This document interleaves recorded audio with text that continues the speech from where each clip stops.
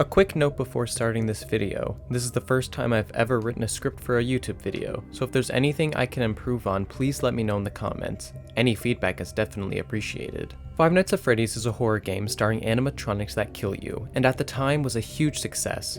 It released back in 2014 to critical acclaim, and as a horror game, it was very different from what was out at the time.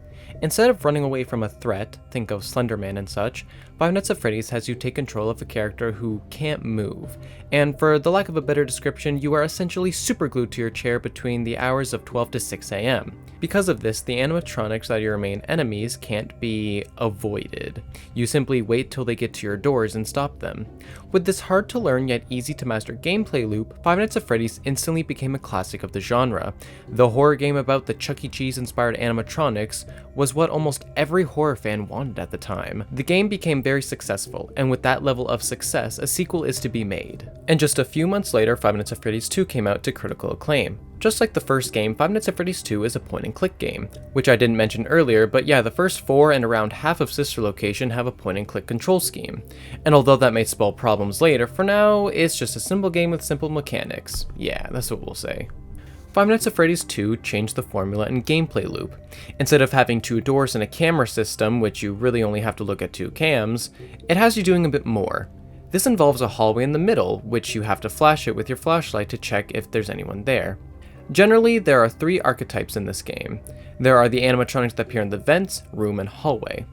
When one is in the vent and in your room, just put the Freddy mask on. If Oxy is in the hallway, just flash him a few times. However, there's one character that is the most mysterious: the puppet. So how exactly does the puppet work? Well, if you go to cam 11, you'll immediately find music box option. Click and hold it and you'll wind up the music box. Doing this will make sure the puppet doesn't come out and kill you. There are also a lot more animatronics to deal with this time, a grand total of 10. We'll get to those. And well, that's pretty much it in terms of mechanics. Next I want to talk about atmosphere. Five Nights at Freddy's 2 is brighter than the original with a bigger office, but the cameras are where this game really shines. Each camera is dark and foreboding, as if it's just asking you to flash your light at them. There's so many oddities and secrets about the pizzeria, and there's so much more of the lore from this game.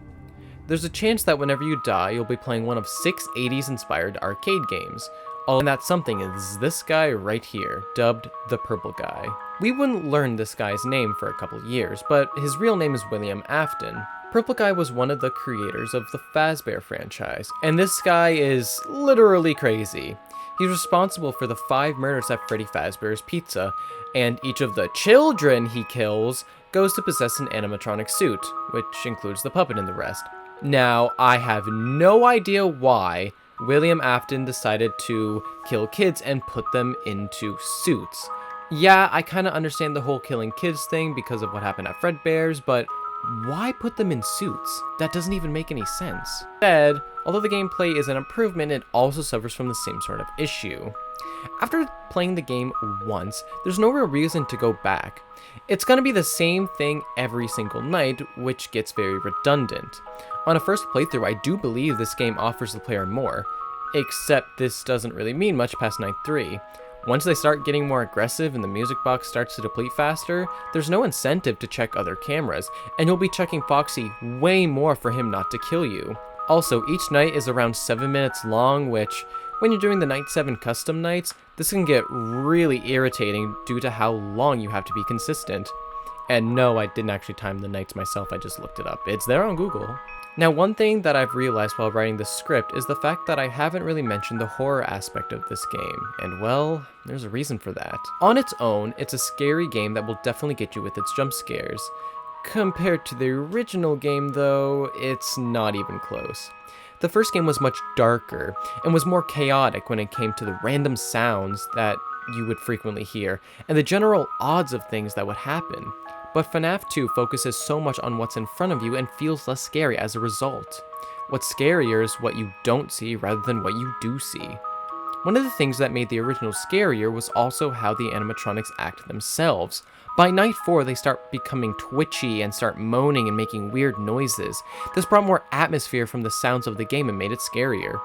This isn't in this game, however. There's none of the sort. The ones that do have unique sounds are there since the beginning. That being said, I think the designs of the new animatronics are much better to what they are in the original game. Maybe that's just a hot take, but even when I was a kid I always preferred the withered design simply because they look cooler. And there was so much more mystery behind them because at the time we didn't know much about what happened before 1987, which is when the game takes place, and the famous bite of 87 happened. We still don't actually know, at least I think we don't know, who did it, but most people think it was Mangle, but others think it was Bonnie or Foxy, and some that even think it was Freddy. Yeah, it was probably Mangle. The withered animatronics are from the original Freddy's location, not the first game as that takes place in 1993, but there was an original Freddy's location that opened after the incident that happened at Fredbear's Family Diner, that for now, I won't go into too much depth. Then there's the new toy animatronics, which are shiny and more kid-friendly looking, and were based off of the Fredbear's line of toys. And I guess they were a huge success because we got these fuckers out of it. Overall, the cast is much better and makes for a better time playing this to the first game. Where this game lacks in the scary factor and gameplay loop also not being fully realized, the game still makes improvements to the series to make this one worth buying, and I understand why it's many people's favorites. Not mine, but I think it's aged rather well.